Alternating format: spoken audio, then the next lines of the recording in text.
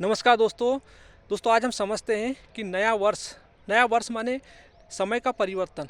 दोस्तों, भगवान बुद्ध हमें समझाते हैं कि जो तीनों काल का जो अस्तित्व है वो वो शून्य है। यानी तीनों, क्योंकि ये तीनों काल परस्पर एक दूसरे पर निर्भर करते हैं और ये निरंतर मतलब बदलते रहते हैं। तो दोस्तों, ये एक सत्य नहीं हो सकते। तो जो दोस्तों उसी प्रकार जो इन तीनों कालों के जो सापेक्ष चलता है वो हमारा होता है अहंकार। अहंकार इजिकल टू ही होता है समय, काल, जो इन तीनों कालों के माध्यम से ही अपने आप को अभिव्यक्त करता है, अपनी अभिव्यक्ति को प्रकट करता है जगत के सामने। तो दोस्तों, हम समझते हैं कि समय क्या होता है। दोस्तों, इसको समझने के पहले हम दो चीज़ समझते हैं कि एक होता है प्रकृति, जिसको हम बोलते हैं प्रकृति मतलब जो संसार, और एक होता है अहम। तो अहम का, जब अहम कुछ नहीं करता, तो दोस्तों जब यानी एक सिरे पे अहंकार होता है, दूसरे सिरे पे प्रकृति होती है। तो जब अहंकार यानी मैं जब प्रकृति के किसी भी चीज़ के लिए जाता है, उसमें यानी निरंतर गति करता है, एक दूरी करता है कि मैं हूँ और ये प्रकृति अलग है। तो दोस्तों, जब ये अलगाव जो सेपरेशंस होता है, और ये सेपरेशंस निरंतर जो परिवर्तन होता है दोस्तों, और ये परिवर्तन को नापने की इकाई को ही समय कहते हैं। तो दोस्तों, अहंकार भी प्रकृति का ही तत्व है। तो दोस्तों, ये प्रकृति में ही अपने आप को अलग भेद करना चाहता है। वो अपनी आइडेंटिफिकेशन रखता है कि मैं सेपरेट हूँ, और वो सेपरेशन ही होता है जो परिवर्तन लाता है प्रकृति और अहंकार के बीच में। उसी को दोस्तों समय कहते हैं। तो अहंकार हमेशा समय सापेक्ष जीता है, इसलिए दोस्तों निरंतर वो मतलब वो किसी भी एक चीज़ पे स्थायी हो ही नहीं सकता। इसलिए अहंकार हमेशा जब वो अतीत में आता है, तो वो हमारे मन में जो अतीत की जो कल्पनाएं होती है, मान्यता, परंपरा, कल्पना, धारणाएं, पूर्वाग्रह, इनके आधार पे अपने आप को अभिव्यक्त करता है। स्मृतियों के आधार पे अभिव्यक्त करता है, अतीत के आधार पे, और भविष्य की कल्पना करता है।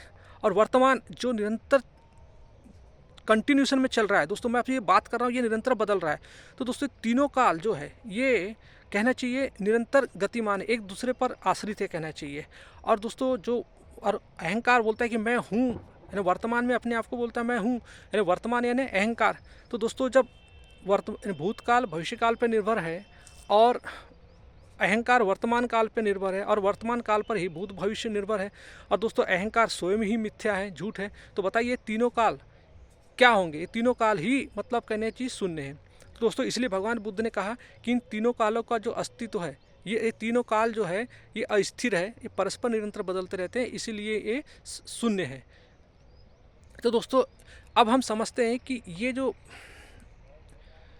जो हमारे पास जो एक समय जो होता है दोस्तों, जो शाश्वत रहता है, जो वर्तता है, वर्तमान है, वो कभी नहीं बदलता, क्योंकि वो है, सनातन है, शाश्वत है, जो काल के धारा से परे है, जिसको हम आत्मा बोलते हैं, जिसको सत्य बोलते हैं। दोस्तों, ये निरंतर कभी नहीं बदलता, और इसका अपनी अभिव्यक्ति होती है, जो प्रेम होती है, आनंद होती है, करुणा होती है, सरलता, सहजता, बोध, रियलाइजेशंस, विनम्रता, विवेक और करुणा, ये सब इसके स्वभाव होते हैं। ये हमेशा निरंतर मतलब अपनी अभिव्यक्ति देते रहता है दोस्तों। तो जो भी व्यक्ति यदि इस शुद्ध मय के साथ, साक्षी मय के साथ अपना तादात्म्य में जोड़ता है, तो वो हमेशा अद्वैत शांति को पाता है।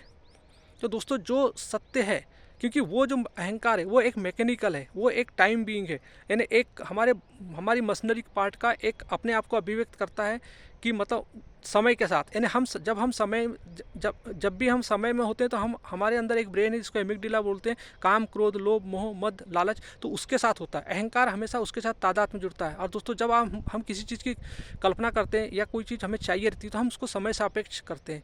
तो समय हम पूछते हैं कि व्हाट इज़ द टाइम पूछते हैं, यानी द जहाँ लग गया मतलब सेपरेशन हो जाता है, एक आइडेंटिफिकेशन हो जाता है। तो दोस्तों, अहंकार हमेशा आइडेंटिफिकेशन के साथ जीता है। इसीलिए दोस्तों हम बोलते हैं कि व्हाट इज़ द टाइम, या अगर आप किसी से पूछेंगे व्हाट इज़ टाइम, तो वो आपको जवाब नहीं दे पाएगा, क्योंकि व्हाट इज़ टाइम मतलब सत्य का होता है। जो वर्तमान है वो कभी ना बदलता ना कुछ होता, शाश्वत है, सनातन है। तो दोस्तों, यही होता है कि हमें संत महात्मा हमें समझाते हैं, भगवान बुद्ध हमें समझाते हैं कि living in the present moment, ये हमेशा अहम के लिए होता है। Living in the present moment किसके लिए होता है? अहम के लिए होता है, अहंकार के लिए होता है, जो समय के मोमेंट में जीता है वो, जो कि मिथ्या है, झूठ है, वो जो भी जिएगा करेगा वो हमेशा अपने लिए अज्ञान ही रखेगा, यानी जो भी सामग्री इकट्ठी करेगा वो हमेशा मिथ्या ही कहलाएगी। तो दोस्तों लेकिन हमारे अंदर एक होता है जो living in truth, living in the truth मतलब होता है कि जो सत्य के साथ जीना, वो होता है कि मतलब यहाँ पे कोई इल्यूजन आपको नज़र नहीं आएगा, जो शाश्वत है, जो है उसके साथ जीना। तो living in present it is मतलब कहना चाहिए इट इज़ अ सनातन, ये हमारा वर्तमान होता है कि समय के साथ एवं सत्य के साथ जीना, लिविंग इन प्रेजेंट। और living in the present moment वो हमेशा अहंकार के लिए होता है। तो दोस्तों हमें हमेशा लिविंग इन प्रेजेंट में जीना है, यानी वर्तमान में जीना है, जो सत्य सनातन है, जो कभी नहीं बदलता, जो शाश्वत है, जो साक्षी है, और उसी के स्वभाव में हमें जीना है दोस्तों। तो दोस्तों हमारा जो अतीत होता है, तो हमारा जो पुराना हम जो समय मनाते हैं, ये जो बर्थडे नया वर्ष जो हम मनाते हैं, ये समय सापेक्ष होता है, ये अहंकार के लिए होता है। तो दोस्तों यदि हम अपने जीवन में अपने संत महात्माओं की अद्वैत वेदांत की शिक्षा, भगवान बुद्ध की शिक्षा यदि लाए, तो हम अपने साक्षित्व मय को जागृत कर सकते हैं, जो हम हमारे स्वयं के अंदर है। लेकिन हमारे अंदर ये जो अहंकार है, अहंकार का आवरण ही, अहंकार मतलब माया का आवरण ही हमारे सत्य को छुपा के रखा है दोस्तों। इसी से हमें मुक्ति चाहिए और यही हमारे बंधनों का कारण है। तो दोस्तों जब भी हम नया साल मनाते हैं, सेलिब्रेशन करते हैं, तो हमारा वेदांत दर्शन हमेशा पूछता है किसके लिए। यदि आप कोई भी कार्य करते हैं तो किसके लिए, मतलब जो बर्थडे मना रहे कौन मना रहा है, ये अहंकार के लिए हो जाता है, वो उसकी क्यों समय सापेक्ष जीता है। तो दोस्तों हम जो कुछ भी काम करते हैं वो समय सापेक्ष होता है, और समय सापेक्ष चीज़ हमेशा अहंकार के लिए होती है। तो दोस्तों हमें अपने साक्षित्व मय में रहना है। हमारे अंदर एक ब्रेन है जिसको हम प्रीफ्रंटल कॉर्टेक्स ब्रेन बोलते हैं, अवेयरनेस का ब्रेन बोलते हैं। तो जो कुछ भी आप करते हैं उसको एक अवेयरनेस से कीजिए। अगर आपके अंदर साक्षित्व भाव है तो आप जो भी करेंगे वो बहुत अच्छा होगा, उसका वो निष्काम भाव होगा, उसके अंदर मतलब एक कर्म फल नहीं रहेगा और उसका केंद्र बदल जाएगा। जब आप समय सापेक्ष होते हैं तो अहंकार के केंद्र से कार्य होता है, और जब आप सत्य के साक्षी के साथ होते हैं तो आपका केंद्र जो होता है वो निष्कामता का होता है, उसके अंदर हमेशा करुणा, प्रेम, आनंद रहता है। इसलिए दोस्तों इसमें अद्वैत शांति रहती है, कभी भी आपके जीवन में मतलब दुख नहीं होगा। और जब समय सापेक्ष जाते हैं तो समय ही दुख होता है, क्योंकि जब हम समय के आधार पर जीने लगते हैं तो हमारे जीवन में दुख आने लगता है। और दोस्तों हमारा यही बंधन जो होता है वही हमारा बंधन होता है। तो दोस्तों भगवान कृष्ण, भगवान बुद्ध हमें यही समझाते हैं कि हमें समय के सापेक्ष नहीं जीना है, क्योंकि हमारा अस्तित्व स्वभाव जो है वो साक्षी भाव है।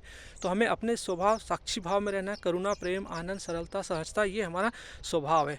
तो दोस्तों हमें जीवन में इसी को स्थान देना है और नया जीवन की शुरुआत इन्हीं साक्षी मय के साथ करना है। तो दोस्तों उम्मीद करता हूँ कि भगवान बुद्ध की शिक्षा, भगवान कृष्ण की शिक्षा, आदि शंकराचार्य की शिक्षा, भगवान मतलब कबीर साहब की शिक्षा, बुद्ध की शिक्षा, महावीर की शिक्षा, तमाम संत महात्मा की शिक्षा, कृष्ण आपके साथ हो, आपके जीवन को नई दिशा दे, नई मुक्ति की दिशा दे और आप बंधनों से मुक्त हो। थैंक यू दोस्तों।